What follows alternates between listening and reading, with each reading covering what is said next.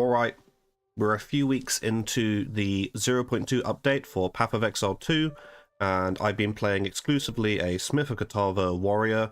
I've also been seeing a lot of build guides popping up for Smith of Kitava and how to play it optimally, and I've been seeing a lot of things I disagree with, so I thought I should put my own guide out and show people what I'm doing and what I'm having the most fun with.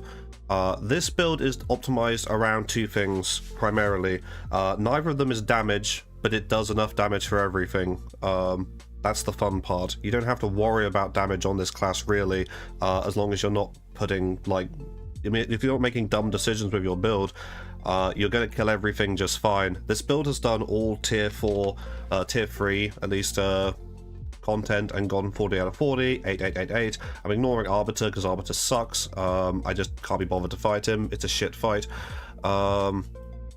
And it doesn't, this build is not balanced around one-shotting things. It's balanced around actually fighting them ethically and properly, as Jonathan Rogers intended. So we've been able to do like tier 3 Simulacrum. I've done a tier 4 Breach. I've done tier 4 Olroth. I've done tier 4 King of the Mist. I'm just waiting for them to nerf Simulacrum because they said they would before I do a tier 4 Simulacrum, because I can't be bothered with like the RNG of rolling shitty modifiers on the waves. But this build is not actually specialized around damage. I'm not trying to min-max damage. It just happens to deal enough damage to make me happy about everything. It's specialized around two things. One of them is tankiness, obviously, because we're playing a warrior in Smith Kitava and we don't want to die much. I think I've not lost any experience of this bar from 94. I've just got 72% of my bar here without dying once, and I've been doing like juicy like tier 15, tier 16 maps plus 1 level. The other thing this build is designed around is fun. I'm trying to have as much fun as possible, because I know a lot of people playing Path of Exile 2 at the moment are struggling to have fun. Where is the loot? Where is the crafting? At any cost at the moment, if a decision in your build makes you have more fun with the game, you should just do it. Even if it's not like the most perfectly optimal for DPS, you should do it. And fun for me means playing faster, within like the conditions that Path of Exile 2 sets out. I don't like the speed of Path of Exile 1. I played Ruthless, if people don't know me as a build designer. I make Ruthless builds for Path of Exile 1 because I like the pace of Ruthless more, but I still like to speed things up as much as possible within those confines. So that's why you might see here that we're wearing the funny Thrillsteel helmet. This is the best helmet in the game in my opinion. Don't let anyone tell you otherwise. I'll just show you off in a sec. Just to do a quick demonstration, this build has 28.8% flat movement speed, and this goes up because we have a notable allocated called parrying motion, so every time we block we get faster, and we have capped block chance, so we get faster. Just to demonstrate what this feels looking like, if I'm walking around like this feels like what my end game movement speed should feel like, right? And this is without Thrillsteel. Oh, I'm lagging. That was a bad demonstration. I don't know how you can tell how much of a difference that makes to me, but it makes a huge difference to me. I'm just going to do a quick mapping showcase just to show what the build looks like when you're running around. We've got 2 actions we use for mapping, I guess 3 if you're infernal striking as well. Yeah, infernal crying as well. We use Leap Slam into Bone Shatter. If you've watched any warrior build before, I'm sure you've seen this combo where we have Brink support on Leap Slam so it can't actually stun things, and then we follow up with Bone Shatter. You can just clear with Leap Slam if you have like a 40 divine weapon in endgame maps. Otherwise, it's a lot more optimal to just use Bone Shatter. The clear is better, and you can shotgun rares with it really easily. So when you just have like a mace that's only worth like a divine or 2 in the end game, this is like a 4 divine mace. I guess like I got it like maybe a bit cheaper than I should have, because it has a bit of strength on it as well, which is really nice. So maybe consider this like a 5 or 6 divine mace. But even just with that, Leap Slam into Bone Shatter is just way better and way more comfortable than... And I can just demonstrate here like the Bone Shatter AoE, we stun this guy. And you're gonna see that big pop there. Those shotgun. You hit a pack like that, I can jump into a rare like this, and they shotgun it. And that was without like me, I didn't have Infernal Cry on at all, so...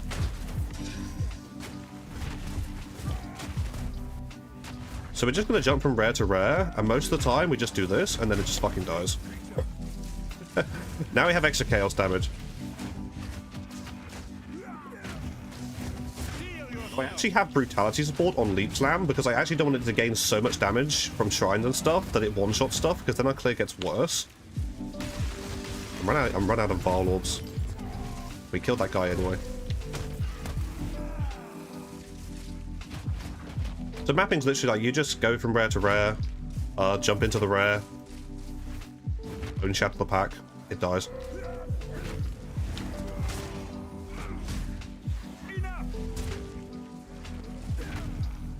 You'll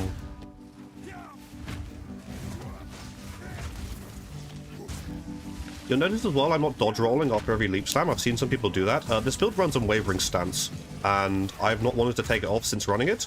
I think it's the most underrated keystone in the game. I'm just gonna get this. I can do it as Mary Spirit. Follow the spirit. I think a lot of people think that they're gaining something by dodge rolling with the slight moment of downtime you get after leap slamming. With Smith and Kitava, you can just like stand there and like block some hits for like half a second. Not even half a second, it's less than half a fucking second. Good. Perfect strike that guy instead. Speed Shrine. Now we're super fast. Always more fun to get those early. That's the last rare already. This map has only taken 3 minutes to clear out the rares. And then so for bosses, I have a Speed Shrine, so this is going to be a bit... But you can see how fast Perfect Strike can come out with a Speed Shrine. I mean, without the Speed Shrine, this is still... It gets hard to judge the timing, actually. It gets hard to judge the timing. Where'd you go? Come back. I can take this. There we go. Yeah, so the Speed Shrine makes, getting the Speed Shrine there makes that a bit of a worse bossing showcase, because obviously you're like, oh, well, how slow is it without the Speed Shrine? You saw it earlier, though. It's still pretty fast. I missed the timing. I never miss the timing on this, and then when I'm showcasing I do. What the fuck? It's very easy to get the hang of the timing of Perfect Strike. He says missing it again. I don't know why I've started missing it. It's probably because I was just using it with a Speed Shrine. So I have used a total of 4 Perfect Jeweler's Orbs on this build in order to optimize things a little with the currency I've had. That's not essential at all. I'll tell you the priorities as we go through it. This build doesn't use Mace Strike. I don't even know why Defy is in here. Doesn't need to be. We don't use Mace Strike. I see some people liking Mace Strike. You can certainly build around using it, but I find it way less kinetic than using, say, Leap Slam into Bone Shatter, and it has way less damage potential than Perfect Strike against bosses, due to how Infernal Cry interacts with Perfect Strike. For Leap Slam, we have Rage on hit, just helps us like get our rage up a bit faster. Not actually essential, lower priority. Overpowered though, very important, gain that extra stun build up, guaranteeing that we're stunning everything we're colliding into. Brink, most important, making sure we don't actually stun anything with Leap Slam and we can Bone Shatter afterwards. The second line on this support doesn't mean anything. I think they wanted to make it like a combo thing, like you stun with something else, then use Brink to do 20% more damage, but really the best use for it is just putting on Leap Slam. Brutality, I mentioned earlier. I'm using Brutality... Oh, shit. I'm using Brutality as a way to not overjuice Leap Slam, because I keep playing with Shrines a lot. I like Shrines. Shrines are fun. I'll talk about my Atlas strat later.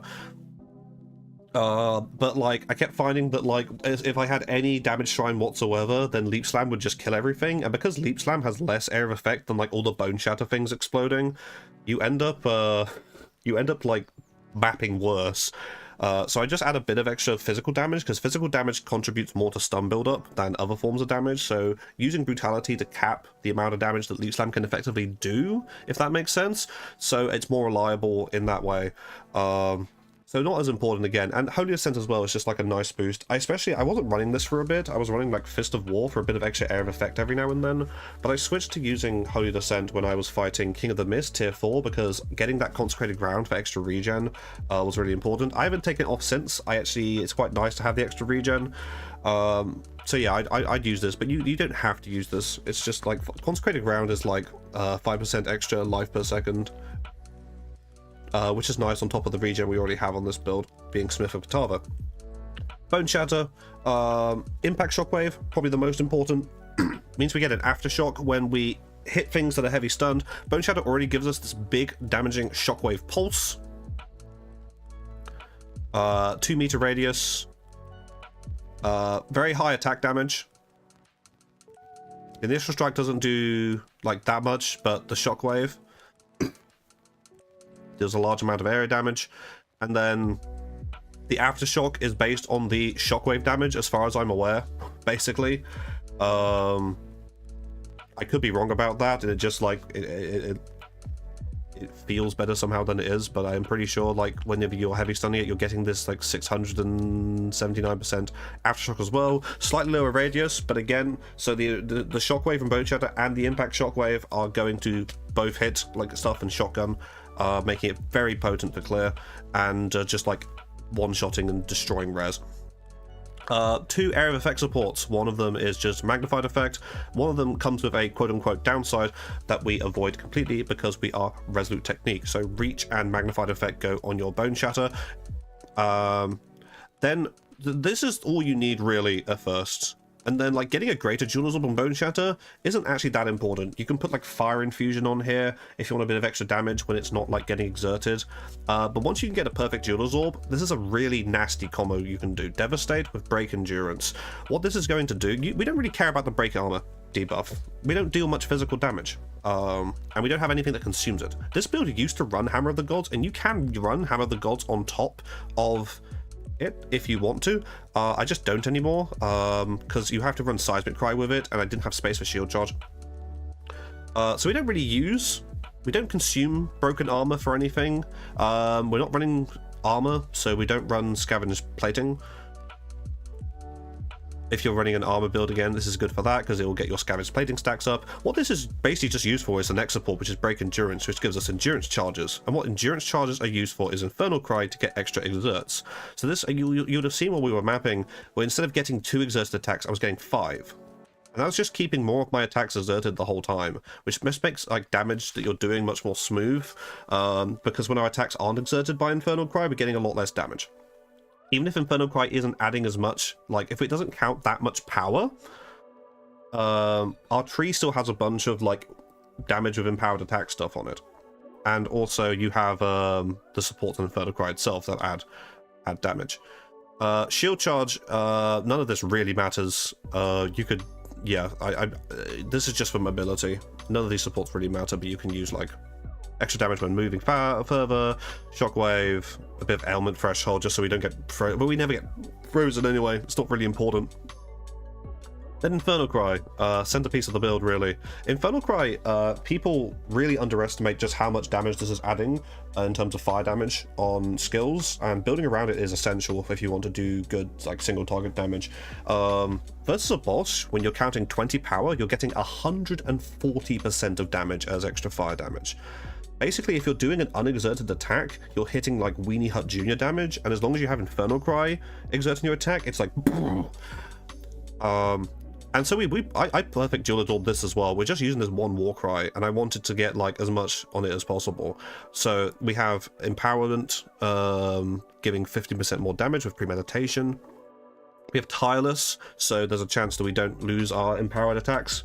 So if I just example, lost one there, lost one there, try again, example, lost one there, didn't lose one there. So 30% of the time it works all the time, but it's just, especially when you have 5 empowered attacks as well, it just keeps your exert attacks like up like for quite a long time, even if you don't Infernal Cry again, which is really nice. Enraged War Cry and Raging Cry on the same cry work together, so this is going to consume, when we have rage, it's going to consume 10 rage first to give us 30% more damage, and then it's going to provide like 4 rage per 5 power, which is like in this case like an extra 16 rage. So we're actually gaining rage even when we're consuming rage by using this versus bosses, so we can keep rage up. And we have Ingenuity last but not least to get a bit extra cooldown recovery rate, bring it like 3.65 seconds. And this is important for the fact that we are juicing a lot of attack speed on Perfect Strike. I'll talk about that in a sec as well, rather than just making it a very slow hitting skill. So I can Infernal Cry, and you can see it's back up in 3 seconds. So if I Infernal Cry and then whip, bam, whip, bam. And then it's almost ready. I've almost got it to the point where like I could perfectly chain that. It doesn't really matter too much that it's not perfect though, because in the actual like in a boss fight where like, you know, like a pinnacle boss fight, you might have to dodge the odd thing, so like you're gonna have to you're not gonna have to worry about that tiny little bit of like half a second that it's not quite ready yet, because the boss is gonna move around a bit. So, and you have the tilers as well, so it's very seamless. I might even be going overkill with ingenuity here.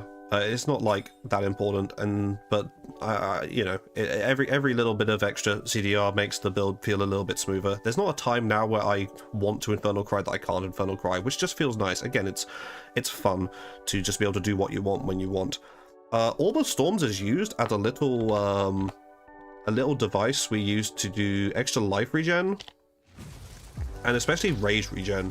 This is very significant for things like if you're like doing simulacrum and you're about to run into a difficult wave. Let's say you have a wave that has like monsters have extra life and stun threshold and, you know, spoopy shit.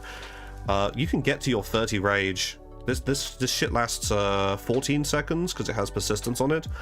So you can just like meditate for a sec and just get to your maximum rage before the wave starts, which is very important. Very good for like boss wind up as well, when they're doing that little cutscene. You like, I'm gonna talk to you for a sec before you can fight me. You just get your rage up. It's nice like that, and you can just have it like you can just sit in it as well to get some extra regen if you just want to be extra safe. Arcane Tempo also just goes on this as well, just to make it come out just a little bit faster, because without it, you know, it's just a tiny bit slower. Doesn't matter that much. This is not, it's not important to greater jewel as this. Again, I just did this because I had the currency. I was just like, fuck it. And then the piece de resistance, perfect strike. Yeah, this build just perfect strikes bosses. It doesn't do any fancy real combo. It just walk right next to them and then just bang, bam, bam, bam. There's a good selection of supports you can use on Perfect Strike. The one support you should not be using, however, is Fire Infusion. A lot of people are using this support on Perfect Strike. I can't remember, like, it was like at least half of Perfect Strike users I saw on PoE 2 Ninja. Do not use Fire Infusion. Fire Infusion is weaker as a support because you're using Infernal Cry. Infernal Cry is already adding 140% of damage as extra fire damage. The 25% damage as extra fire damage from Fire Infusion gets pulled into that. It's not a separate multiplier. There aren't multiple instances of you gain damage and then you gain damage again. It all gets pulled together because it has to, because otherwise things can get very silly, because then like you can get like just multiple sources of 25% damage as extra fire damage with chain. It doesn't work like that. It all gets pulled together. Like it's like otherwise this like this node becomes like 12% more damage, which is like it's not how it works. So you don't want to use Fire Infusion. What do you want to use? Obviously, Window of Opportunity, really good. We don't really care about the shorter perfect timing window unless you're like a really bad player. You can hit it every time, it's fine. There's a rhythm. It almost turns the game into like a rhythm action game in a way. It's quite thematic around the Smith of Kitava, where I feel like I'm pounding an anvil in time with like some kind of mini game I'm playing, and like the boss is my anvil and I'm gonna like pound it. And it really just it really isn't stressful, and it really isn't hard to grasp the timing on it. I recommend you level with this skill as well. You'll get used to it quite quickly, and there's like attack speed getting faster as well. The shorter channel time you get from attack speed. The most important thing about this skill, I will emphasize now, this skill has no flat added attack time. Unlike a lot of the high damage skills that Warrior has, things like Sunder, this skill just doesn't have like any flat added attack time. It doesn't have like the hammer full duration of Hammer of the Gods, which you can't modify. So attack speed actually really works well for Perfect Strike. Instead of speccing into like one big hit and a big ignite, because you can do that, you can do a big hit, a big ignite, and run around for a bit, but Smith of Kitava is so tanky, you can just hug the boss and just stand next to it most of the time. So you can just hammer at it, and then you want to juice attack speed. You're not juicing the ignite damage. The ignite damage is like a little bonus. It's like having Impale back in Path of Exile 1. What you want is attack speed to hit faster, because that's just going to be a more multiplier on your damage when you're just hitting faster. So we're using Weapon of Opportunity, we're using Primal Armament, that is 25% more damage overall. Close combat likewise, because as we said, like as long as we're right next, we're going to be standing right next to the boss. It's very easy to stand right next to the boss. You might have every now and then a slightly more mobile boss. This is still an optimal support in that instance though. Even as the bonus scales down a little, it's better. Instead of this, though, you could just try perfection support, which gives the whatever support gives the perfection buff.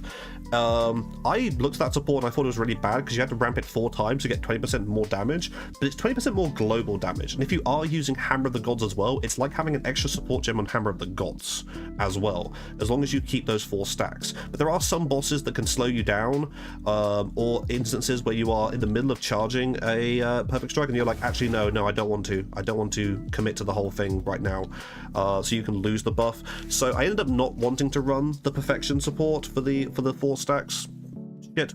I'm just using close combat, but it's an option, and it's a pretty good option if you're trying to use Hammer of the Gods as well for like an extra damage burst. Once you get to like tier 4 pinnacles though, your stun build up is just not good enough to use Hammer of the Gods comfortably unless you're using a skill like Earth Shatter to build up stun build up, which at that point is like almost like an entirely different build.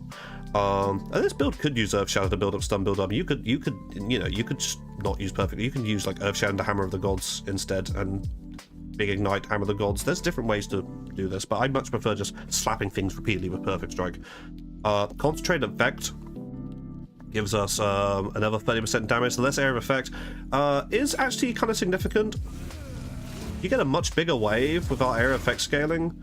So I prioritize this like probably last, actually. Really. Because it's quite nice to be able to just like have that bit of extra reach, because even if we're losing the close combat buff, just the bit of extra reach is just like effective, like it's just comfy. But with it, like it's still enough area to just like, as long as you're like hugging the boss, which you should be doing anyway, it's fine. And then martial tempo goes on Perfect Strike, and this is the thing where I divulge from like most people playing Perfect Strike, because a lot of people are just juicing its big as a big slow hit, like it's a payoff skill. This is not a payoff skill. It is not a payoff skill. This is a regular. This is just a bonk bonk bonk skill. This I prefer building it like that, because it also just means it's a lot easier. Like if I take this off, you see how much slower that is, and that's also with the fact we're using Thrillsteel for extra skill speed as well. Now again, you could boss, you could weapon swap, dual wield, and go for a really big bonk. I think it's a lot more satisfying to me, just being able to more quickly get out these hits like that. And it makes me much more feel like a brawler against the big bosses and stuff. I just prefer it. Down here, ignore Silent Cry. Ignore this. We don't use this. This was like, I was using this before. I don't use it anymore. I basically have a spare skill slot, which is nice. Auras. Overwhelming Presence for that reduced elemental ailment threshold and stun threshold. It's just good stuff. We want that. We want the reduced stun threshold for mapping, especially just because like it means that Leap Slam will definitely like cause that stun build up properly. Vitality and Cannibalism going in there. Cannibalism for like nice bit of life recovery on kill. Vitality for a bit of extra regen, and then Berserk. Berserk very important for 2 things. One, it's giving us life leech. I know it says physical attack damage reduces life, but there's a very important thing with this build I will talk about in just a sec, which is I'm a fire damage build and I'm not taking Avatar of Fire. Sacrilege, some people might say, but I'll get onto this very soon. Also, yeah, the increased rage effect's very nice, and we mitigate all the life loss downside very well with all our regen and stuff, so we still have a lot of regen after losing life to rage. I'm not stacking like too much extra rage though. Don't really want to use my points that way, because you have to then keep the rage up and it becomes less effective damage than just taking other damage nodes. So we have just about 30 rage, but we can keep that up a lot of the time during bosses, and then we're just going to get like 58% more of that rage effect, so it's like 45% more damage at max rage, almost like 46-47% more damage. And that uses we don't need any extra spirit. I don't feel like this build has better use for spirit. We're not using Herald of Ash because it's garbage. Those are the gems. Moving on to talk about the passive tree. Just going to talk about my ascendancy choices on Smith Kitava first. Pretty much everyone does this, and everyone should do this. This is one of your best defenses that you gain from Smith Kitava, where you're getting your most of your resistances. Pretty much all of your resistances can just come from fire res. My gear does not have a single cold or lightning resistance modifier aside from one on my shield that I didn't need. It just came with it for free. It would be even better if it was fire resistance, though it would probably have been more expensive to buy if it was. Forged in Flame, then also giving maximum fire resistance, or giving cold and lightning resistance max from your fire resistance, so you just need to stack maximum fire. There's a theme here, you know. We're just stacking fire res, we're just stacking max fire res, and then all our res issues are solved, and we are sitting at a comfy 90% resistances. Look at that perfect 200% as well. That's lovely. Yeah, this is really... I think... Oh, I do have a lightning res modifier as well, which is actually like a little bit useful because it means I can run Ellie weakness maps. This is just set in stone. I see people doing some different things with these as well, but I also see like this is just generally the most popular 4 options. But we take 5% regen, we take 25% fizz as fire because that's really good versus physical damage. Some people before Smith came out said, well, why don't you just run Cloak of Flame, and then you Cloak of Flame doesn't give you 20% strength and 50% increase in life. I don't know why so many people like Cloak of Flame so much. Barely anyone even uses it if you look at the ladder. So yeah, we're taking these 4 options here. 20% strength, 15% increased life, 5% regen, 25% fizz as fire. This is just giving us our ascendancy. Basically, like, you might look at this and say, well, where's the damage? Where's the damage? As I said, this build is not about optimizing damage. It just happens to do enough damage for all the content you want to do. You just tank everything. So it's like, it doesn't one-shot bosses, it doesn't blow up the screen, but you don't ever have to turn your brain on and be like, oh no, I'm gonna die, really. Unless you're doing like really stupid waystones, or I guess like current state of Simulacrum is kind of like still bad, and also Arbiter has one-shot mechanics which suck, but like Tier 4 Jest, Tier 4 Olaroth, even Mist King, most of the time you're not in danger as long as you're like playing smart enough. You're as long as you're not standing in every single like hand slam or every single attack, you're gonna be fine. Brief overview of the tree here. Yeah, you'll notice there's some weapon swap points here. I don't really use weapon swap. I don't have a second weapon set equipped. The second set I have here is just for like, I set it up for King of the Mist to get a bit of extra damage while fighting him at the expense of like Area of Effect, which I didn't need for the fight at all. And all I did is I put these weapons in my second weapon set. I don't have like an extra weapon set to swap between, and I don't feel like I'm ever going to like build like that. So I don't go through these nodes. I feel like that's always a mistake I see people making. You want strength as Smith or Kitava at all costs, so it's better to go faster through this bit and ignore these like a bit of extra melee damage. You can get better, more effective damage by reaching into the tree quicker, and you get strength this way, and you're gonna want the strength. I don't take smash as well because I don't take any stuff really that's about heavy stunning stuff, because most of the time a pinnacle boss is not getting heavy stunned by this build. We're not like a one-shot Hammer of the Gods. Hammer of the Gods kind of sucks now as well. I guess like Sunder, you would build Sunder for heavy stun, but then you need accuracy. I really don't know what the state of like heavy stun based warrior is. I know what Titans are doing this patch really, but I feel like we just ignore a lot of these like, ooh, damage more heavy stunned. You notice basically all the nodes we're taking are fire damage and fire pen kind of stuff. So fire here, we take this fire here, we take this down here. But we don't take Avatar of Fire. Why do we not take Avatar of Fire? Let me just change scene for a sec to go to my POB to exemplify. This is the tree as we just saw it. Rough combined total damage, which kind of matches what we're seeing in game, which is cool. And again, this is only with like a 5-6 div mace. This damage can go well above 1 million with like an even better mace and some plus melee skills kind of stuff. And this is also like hitting fast, so the effective like full DPS of the skill is a lot higher. It's like twice that because we can hit like pretty often. This is what Avatar of Fire does for our build. We get less full DPS. And some people look at this and think, well, is POB calculating this correctly? When you look at how the calculations work, it certainly is. Because I had to, what people need to realize when they're doing POB with Infernal Cry is these lines are red at the moment, which means they're not calcing properly. So you have to do this manually. So I put 140% of physical damage as extra fire damage in my as a line. And you see without that, obviously, you can see just how much of our damage comes from having Infernal Cry on, and that again, that matches what we see in game. If we're not empowered and juiced with Infernal Cry, we're doing Weenie Hut Jr. damage. And so the thing you have to remember is Perfect Strike has a 20-80 split in terms of physical damage and fire damage on the Perfect Strike. And some people would think like, well, I've got to convert that other 20%, otherwise I'm not doing enough damage. That's Path of Exile 1 logic.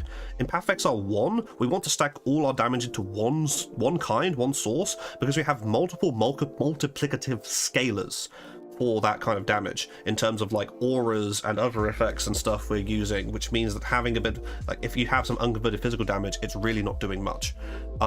This is not the same in Path of Exile 2. The physical damage we're doing is still doing decent damage. Most of our investment to fire damage is getting fire penetration, so like enemies can't, like pinnacle bosses can't resist it. This is the reason why converting most of that back to fire damage doesn't end up multiplying our damage much, because we have some increased fire damage nodes. Our weapon doesn't have like a line saying increased elemental damage with attack, which might inflate the purpose of this further. But yeah, it just really doesn't add much damage at all. And I've tested this in game as well, and it just doesn't. We just don't get much damage from Avatar of Fire. All you get is a bit more ignite damage, as you can see here, because you're getting more fire damage for the hit, but we're not scaling ignite damage as a big hit, so we don't really care about that. And even if you are, it's still not good. Because what you do when you click this, as you see here, we lose our leech. You can't weapon swap with keystones, so you have to have it on all the time, so now you're mapping without any form of leech. And leech is quite nice, because if you take a bit of damage as you've dropped in with your leech slam, you're going to get that instantly back up with your leech. If you take a bit of damage before your bone shatter comes out, it instantly comes back up. You tend to get like it comes back from like cannibalism anyway, but having that recovery is also just like really nice. And you get like the leech from Perfect Strike as well. Even the 20% unconverted physical damage from Perfect Strikes is still doing tens of thousands of damage, which is enough to hit this leech cap. So yeah, I would not lose the leech for the world. Also, our leech slam most of the time is, as you saw, it has brutality on it, so it's primarily doing physical damage, which we're not like scaling with our tree that much, but we don't need to. We don't want leech slam killing things, we just want it stun building up, and this will make it do less damage and stun less. So it really neuters the ability to do leech slam into bone shatter. If you're using Perfect Strike with a leech slam plus bone shatter build, you should not be clicking Avatar of Fire. You are baiting yourself. It is just a bad idea. Let me just go back to the in-game showcase. There we go. You also see how we swoosed right past all these reduced attack speed nodes. These are, again, they're not that good for damage. The best use for these nodes are for payoff skills that have added attack time, so the reduced attack speed doesn't affect their attack speed as much, in the same way increased attack speed wouldn't. So for something like Sunder, or like Hammer of the Gods, they're not good for Perfect Strike, and you should not be running them with Perfect Strike. They're not mathematically like good DPS nodes compared to just taking more of like the fire res pen stuff. You might think as well, how much fire res pen does he have? He seems to be taking a lot. I have 75%. I have 76% actually. And some people are making the mistake and saying that's too much. You only need like 30-40% pen. Most bosses, yeah, most bosses we don't care about because we kill them in a few hits. It's fine. What we care about is having the 75% for tier 4 pinnacles. Because all tier 4 pinnacles, aside from like Oroth, have 75%, and you're just doing way less damage to them if you don't have that 75% pen. You'll need a sort of exposure on top, maybe. And even this, like, I don't really care about this because I don't really heavy stun much. You can run Zoth's Blood for exposure. It's an amulet that makes all nearby enemies have fire exposure, but I prefer having an amulet with life and chaos res and stuff on it, because that's harder to find on my other pieces of gear. And fire exposure doesn't go into the negative because it happens before penetration. So if an enemy has 75% fire res, I'm lowering it to 55 with exposure, and then I can only penetrate the rest of the 55. Penetration can't go into the negative either in Path of Exile 2. So we just have the 75% pen because realistically, versus bosses that like matter to us, where we actually care about juicing this damage, that's gonna get their res to 0, which is very important. So we go through here. We're taking Bolstering Yell from Just this is like good generic damage because all our attacks are generally empowered. And Admonisher, we take some Warcry stuff down here as well. Again, we just want to get this like quite low because we're hitting fast and hard. And we're taking Unnatural Resilience here for res. We're taking this up here for res. Vocal Empowerment for additional attack. I'm kind of getting a bit scatterbrained here. Everyone takes a strength here, that's obvious. I take this Aftershock thing because the impact shockwave from Bone Shatter is an Aftershock. I think this makes it so that the impact shockwave matches the actual AoE of the Bone Shatter shockwave better. We're not running armor, we just take this up here for strength. This is like 7 strength per point, which is almost as good as these 8 strength per point nodes. I'm missing like one of these here. I'm going to get it when I level up next. Fire res pen here primarily. This is just a little less optimal, so I only take it on the weapon swap thing I mentioned earlier. I don't really use that much. I just ignore the green nodes. Anything red is used basically all the time. Anything green is almost never used. So area of effect. We love area of effect. Shadow Wizard area of effect gang. We love area of effect. And this is all this taken as well. That's good increased damage here. Area of effect here. We go all the way up here for this node because it's like 75% chance of block, and this one gives us 30% increased block chance, which is crazy. This is why it's good to like not run armor. I don't like armor, not just because armor break rares are still a thing and suck, but you can take this with like no downside because we're not using armor, so we just get 30% increased block chance from a fat node. There's so much block chance up here. Our block chance. Notice on this tree, I'm not taking this. I'm not taking this. I'm not going here down here to take this. And we have 75% block chance. It's just from like this, having a good shield, 44% shield, 44% block chance shield. This, and then jewels that have block chance on. 6% here, only 3% there. That's all I needed to finish off, 5% there. Right, yeah, so jewels. I'm going all the way up. I'm spending 4 points just to get this another jewel socket, but it's worth it because then another 10% fire res pen we can't get anywhere else at this point. Block chance, rage on hit. To keep our rage up. 1 rage on hit is really enough. I'm just using that rage on hit to sustain rage. I'm generating rage more with my Warcry and if I'm leap slamming while mapping. Another 10% fire res pen here. Only 8% here, but that's all we need to get to the last bit that we were getting to. So this gets us to 75%. Block chance, max fire res on the jewels. Max fire res on all the jewels as well, except for this one. I don't know if I could fit it on his. I think it is a suffix. I could probably find like a multi-divine jewel that has all these mods plus max fire res, but I don't need it at this point, so it's fine.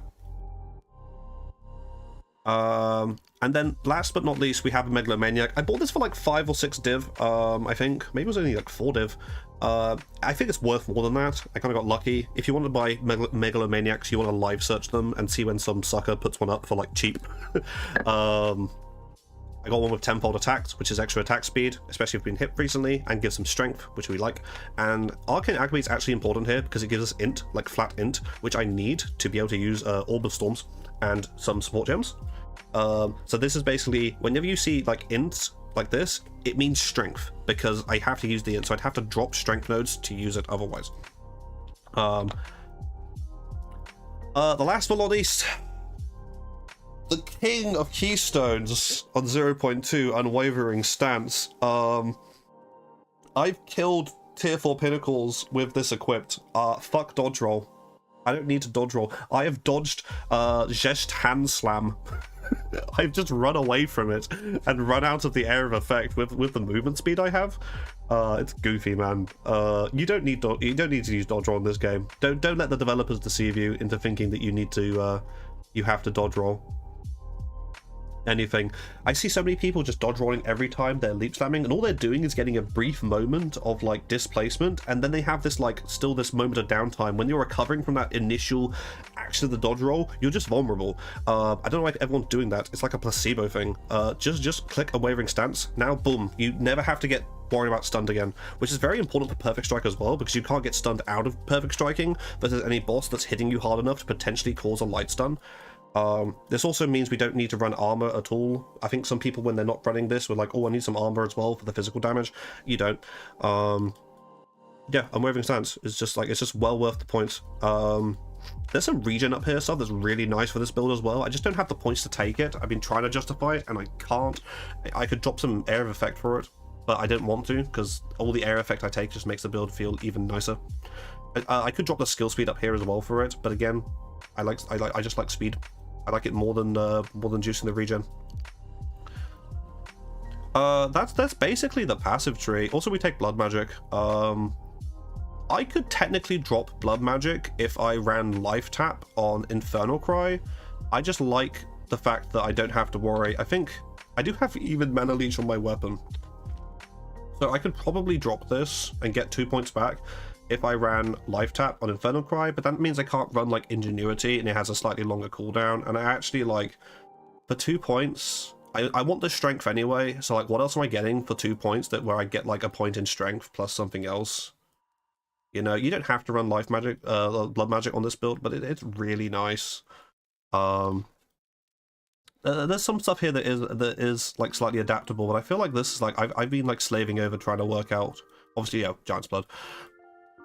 How to tweak this? Basically, for this tree, you want to get 75% fire pen at all costs. You want to take the blocks up here, and then you just take good value area of effects and damage nodes. According to like whatever's best. Pretty straightforward, really. And then you take the life down here. We don't care about the stun threshold, but we care about the life, so we take the life. Resolute technique obviously is there. I don't use unforgiving on my main tree as well because I think it's worth the 4 points. It's a really nice effect. It's really nice to get this on a megalomaniac. That's what I like doing. I don't like these. I just like having this node. So it's really nice to get that on a megalo. It's good to look out for one. I might, as a real like late game upgrade, swap off tenfold attacks into getting that, but then I lose like 10 strength as well because tenfold attacks gives 10 strength. So I'd have to work out if I don't need that strength. Well, strength is pretty good. Moving on to going over my gear. Gear in this build is like very simple. Kitava has the benefit where your suffixes basically only have to be a few things. You want strength, you want fire res, you want enough chaos res, obviously, and then like rarity where you can get it. This build doesn't really have any rarity on its items aside from like these charms right now because I prioritized like just like getting enough strength and defenses, and then like later on I can dump some divines into trying to get some more rarity. But at that point it feels like I don't see the point of spending like 20 divines to get a ring with everything I have in it already, plus some rarity. Like the time it's going to take to make back those divines with the rarity. I'd rather just get the strength and fire res and stuff and everything. Let's start with the weapon though. This is, again, I mentioned earlier, this is like a 5 or 6 divine weapon. I think I got for only 4 div. Just a really nice stick, nothing special. No plus melee skills as well. That would be like the next upgrade, trying to find one with plus melee skills. But it's just a really nice stick. The flat fire damage adds a good chunk of extra damage as well. Shield, as I showed before, 44% block shield, big life, strength, 7% additional PDR, very important, essential even. You want that, and you want a 5% additional physical damage reduction, corrupted ornate plate with a good amount of regen. Normal, obviously, we can't wear anything else. Helmet is Thrillsteel. As I showed you before, I just feel like I'm playing through soup. I just feel so fucking slow when I'm not wearing Thrillsteel. And I looked at 0.1 build and saw that like Khan was running this helmet on his like level 100 fucking warrior. And maybe he was running it because like at that point he didn't care about having like the life and stuff you can get. Obviously with a normal helmet, I probably only have 1 socket, but I could get like a massive amount of life. I can put some of my chaos res here so it frees it up from somewhere else. I get even more strength. That's all very nice. I just want the speed. I feel like this is what enables me to run unwavering stance. If I'm moving this fast, I don't feel like I'm dodging things comfortably just with movement speed if I need to, where if I'm moving this fast I can. This is fast enough to run out of Zest hand slam. It's hilarious. Gloves. This is the one piece I'm missing life on, because the only times I can find a piece with like the attack speed, strength and fire res plus life, with like on a strength base, they're like 20 divines or something, and I'm like, no. But yeah, eventually I want to get life on this piece as well. But I see people again, they've run plus melee skills, but for perfect strike, You the 60% decreased attack speed gives you about the same amount of damage. It's just high quality of life. Again, if I to exemplify again, let's take this off. Let's take the gloves off. I now can't use my gloves. Shit. Oh, this isn't gonna work. you know how slow it's gonna be. I need the strength to use the fucking weapon. But I want all the attack speed. The attack speed just feels so good with Perfect Strike. Boots here, these are quite expensive because they're 30% move speed with big life, strength, and fire res. I was running some with less life first. It's not too expensive to get something which was just movement speed, strength, fire res, just a bit of life. Get your 100 life later. You see these sockets as well. A lot of max fire res in socket. That's because I'm not running infernoclasp. Very popular belt. Very easy way to solve your max fire res. However, the downside is you don't get chaos res. You don't get as much life on it. I was using a belt with like 170 life. It only had one charm slot. I lost that life to have the 3 charm slots. If I'm doing really rippy content, I can just change belt. They basically have the same modifiers, which is great.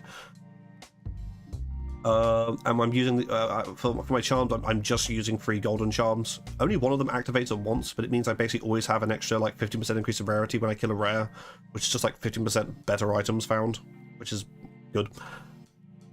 But yeah, as you see, strength, fire res, chaos res, common theme, strength, fire res, strength, fire res. That's all we need on our suffixes. This is what makes Smith Kitava so broken. I'm surprised if this stays in the game. This is going to break. And the more people who discover how easy gearing a Smith Kitava is compared to every other build in the game, the more people are going to riot, and you know the GGG are going to have to change how itemization works in this game, or they're going to have to nerf Smith Kitava, like give it some fucking downsize probably. It's just too good. This ring could be better, but again, this was like a couple of divines to just get like the life, big strength, and fire res. You can find some flat fire on a ring. It's really good. You can get some extra chaos res. I'm using amethyst ring bases to finish off my chaos res. You can get a ruby ring with a big flat amount of chaos res and the suffixes instead. You know, it's up to you. Similar for this one. This one gives me all my dex as well. We do need the dex. We need exactly this much dex, basically, for the supports I'm running. Remember that dexterity in this case basically equals strength, because if you don't have the dex mod, you're going to have to take the strength off your tree to get the dex. So it's like opportunity cost. So basically, this ring has like 50 strength on it, if you think about it in that way. And then there's some like life and some fire res. Again, common theme. Again, as I mentioned before, I'm not running Zoth's Blood. I'm running a big fat big life amulet. Zoth's Blood, I think with a percent life gives you more life, but it doesn't give you the chaos res. The main thing I'm getting for this amulet is finishing off my chaos res. If I don't finish it off here, I'm gonna have to find a mod somewhere else. If I ever find some like GG boots with like these mods but plus chaos res, or I find a GG ring with like another chunk of chaos res, I could consider swapping into Zoth's Blood. And then I can drop some fire res pen from like some of my jewels and have other things on there. But I think it's just better to just like get the fire res penetration from the jewels and run the. I just feel like this fitted together for me a lot better, a lot more easy than running Zoth's Blood and then be like, oh, how do I solve my chaos res now? Just get a big chunk of chaos res on your amulet. Obviously, you can use soul cores. And this is the other thing with infernoclasp. If you run infernoclasp, you don't have to run these max fire res soul cores, but then you can get the chaos res from them. But then you also like, you know, you need to make up the life as well. I POB'd it for a bit, and I couldn't work out how to make infernoclasp an upgrade for the build, which was interesting. You can try if you want to and wiggle things around until you see how much better it looks. You get less strength as well on infernoclasp, which I don't like. And you can also get more strength on a amulet. This one only has +5. A GG one would have like +30, and could also have better prefixes. Or instead, that strength mod there, I could have plus melee skills there. And I don't need that 5 strength technically, so you can get more damage that way. That's the gear, basically. That is it's, as you see, it's just really rudimentary. It's really, there's no thing. I think that's the flashiest thing is the fact I'm running Thrillsteel, which is again like a really cheap helm that just makes us have more fun. This one modifier means you have more fun, which is very important, and it also is optimal for the build because 20% increased skill speed is a lot of speed for Perfect Strike coming out faster. My flask is just like a generic like increased life recovery. There's nothing even instant on it. I could probably improve the flask. I haven't really cared about the flask. I barely even use my flask with all the recovery I have, honestly. Yeah, that's the gear. And just to show off the Atlas tree I'm running for a sec, because this is probably going to stir a lot of heads. Because I got 8 out of 8 on everything with this build, and 10 out of 10 points here. I got all my points here. I just don't have Arbiter because fuck Arbiter. I go 2 ways on this tree. One way I get shrine stuff. I was running boxes for a while as well. Boxes have value less in... I think there's a lot of memes about the contents of boxes. That's not what you run boxes for. You run it for the packs. The pack size. Because they can spawn rares as well. So it can add extra rares to your map. I just spec'd out them because they were a bit too slow. And also essences add a guaranteed rare. So I was going to try essences for a while, especially because essences, like some of the super essences they added sell for like a divine or 2 or free. So I'm trying to farm them now. But yeah, I take all the shrine stuff basically, aside from magic monsters, because magic monsters just drop they don't drop loot still, which is really bad. I don't care about monsters being magic really. They give a bit of extra experience. Not worth the 1 point when we end up getting tight on points. But I take the additional effect. I get seeking shrines. Seeking shrines increase rarity of items found by like 250% when we're running this like 50% increase effect of buffs or something stupid. It's a lot, and sometimes I get more than 1 per map. So that's really nice because that's giving you like a massive boost to like character rarity that makes up for the fact I'm not running rarity on my gear. And also we get like speed shrines, and we get and you know, shrines are just nice and they're fun. I like shrines. Then we go over here. I'm not taking these little quant nodes, which might be controversial, but it's just like I don't care about this as much, so it's like a few extra points that I couldn't really justify. If I took off this essence stuff, if I wasn't farming essences, I would take it. It's just like doing something generic, I guess. But I want to farm essences at the moment, so I take all this stuff down here. Increased chance. I take increased chance for greater essences, chance for double corrupts, and the merging worlds thing, which I don't even know. I'm trying to work out if this even works right now. I'm not unsure if I'm seeing the extra spirit possessions come up as modifiers. I'm not even sure. Also, I take this 40% more random extra content in exchange for like having less packs. Just feels really good when it gives you more cool shrines and gives you more essences. This is something I could take off and just run like 4% increased quant if I imagine FUB guns, if they look at this, as like, what the fuck are you doing, maybe.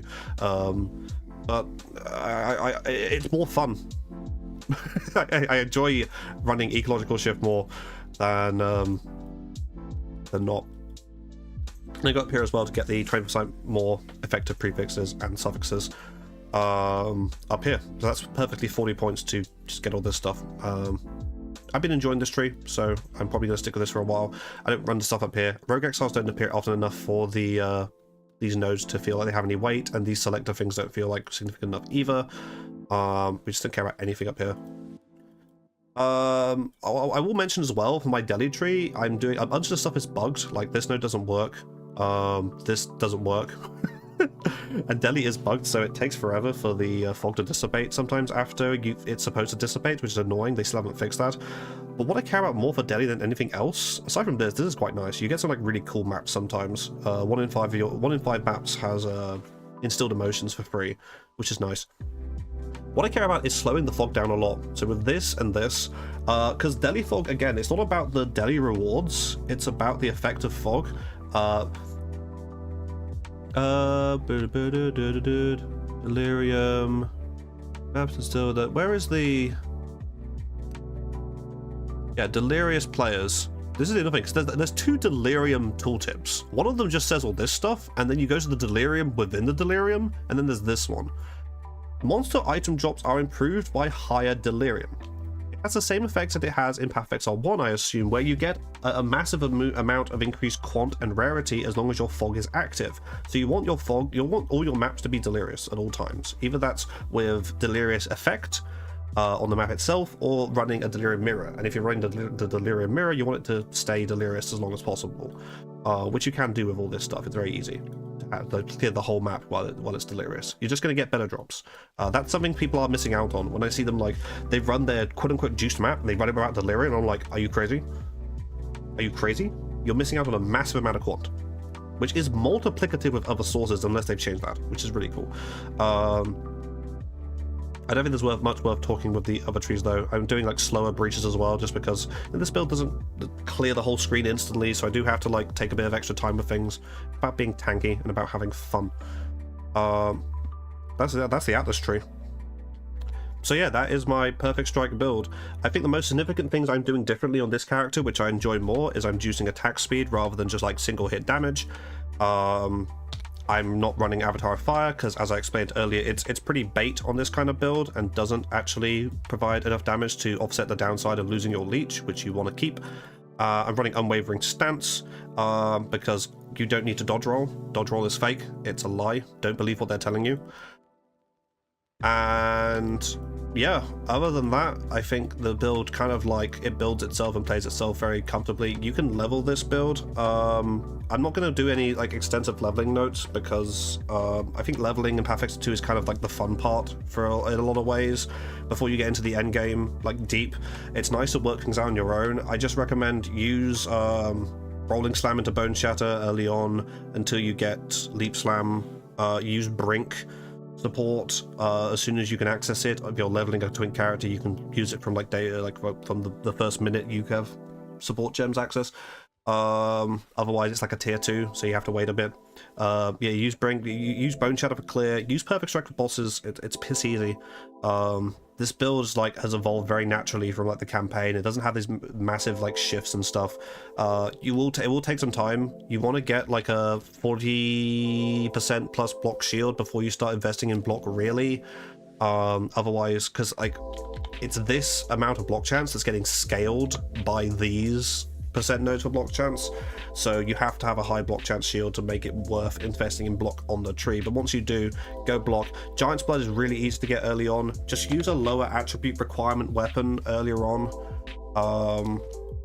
You can click Giant's Blood very fast. I clicked it before I got into endgame on this build. I would recommend as well for ascendancy passives. I think the first thing I actually took was I took increased stun threshold while leveling, because until you have the speed to justify playing Unwavering Stance, it was just nice to have that really early on. I just never got stunned out of my perfect strike. You can take plus 5% max fire res earlier on as well as an option. I don't take it later. You can take the flat res. I think I took I took this and I took a bunch of flat resistances. What I did was I took the cold and lightning instead of taking the fire. I just took this node first. My first lab was like, I took this and I took stun threshold and cold. Basically stopped me from getting frozen and stunned. And then the second lab, I got lightning and I took something else. One of these. I don't think it was regen. It might have been life or strength. Third lab, I took another... What did I take for third lab as well? Basically, I didn't rush this. I said I just took the cold and lightning here, and I stacked fire res on my gear to fill the gaps. And then when I had loads of fire res, I swapped off these to this as like an effective in order to path to this. And I actually took this to do my third lab. Because I was originally running this. I think I was running this, and then like strength with regen or something at that point. And then to do fourth lab, I took off this. I lost the max fire res to get the 25% fizz as fire that I wasn't taking already. Just or maybe no, I think I was taking that already. I think I just got like maybe increased life as well. Trial Master Sunder is basically a really big fat hit, and I lost my first tier 4, my first 4th ascendancy trial to just getting one shot by him, so I had to increase my life pool. I took off the max res for that. The order you do things in, just do it organically based on what you feel like you need. The really nice thing about this is you can just change these whenever as you're leveling. So if you're like, oh, I don't like this, it's just change it. Other than that, like I don't think there's much other in terms of leveling notes and complexity. Working these things out as you go is quite fun, and it's a quite organic and fluid process when you're gearing with just like your suffixes get solved so easily. You don't have to worry about res as much. Yeah, I've been having a blast with this build. those are my recommendations for how to play Smith and Kitava in 0.2. Yeah. Bye.